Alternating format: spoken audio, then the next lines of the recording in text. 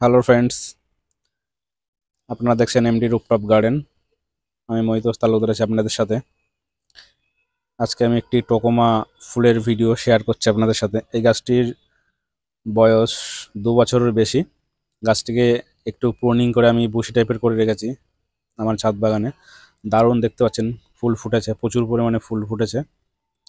টোকোমা ফুল যদি আপনারা চান তাহলে লাগাতে পারেন। এই ফুলটি দারুণ।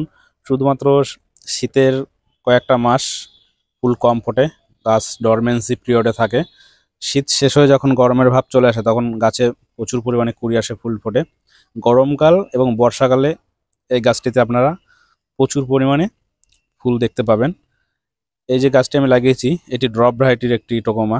এই গাছটি বেশি লম্বা হবে না, ছোট অবস্থাতে থাকবে। আপনারা চাইলে এটি লাগাতে পারেন। টোকোমা লাগালে অবশ্যই ড্রপ ভ্যারাইটি লাগাবেন। বিভিন্ন ধরনের কালার আছে, হলুদ থেকে শুরু করে মাল্টি কালার, অনেক ধরনের কালার আছে।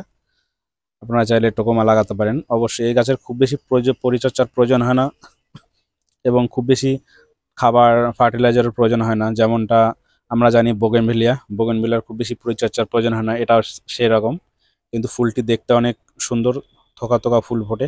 এবং শুধুমাত্র শীতের সময়টা যদি বাদ দিই তাহলে সারা বছরই কিন্তু এই গাছে ফুল আসতেই থাকবে। এই যে দেখতে পাচ্ছেন, এটি আমার একটি 12 ইঞ্চি প্লাস্টিকের পটে বসানো আছে। আমি এই যে দেখতে পাচ্ছেন, এবং এতে আমি কিছু ভার্মি কম্পোস্ট আর কয়েকটা ডিএপির দানা অ্যাড করেছি এতে। দেখতে পাচ্ছেন দারুণ কালার, খুবই সুন্দর দেখতে লাগছে ফুলটি। আপনারা চাইলেও টোকোমা আপনাদের ছাদ বাগানে একটি রাখতে পারেন। খুব বেশি পরিচর্যার প্রয়োজন হয় না।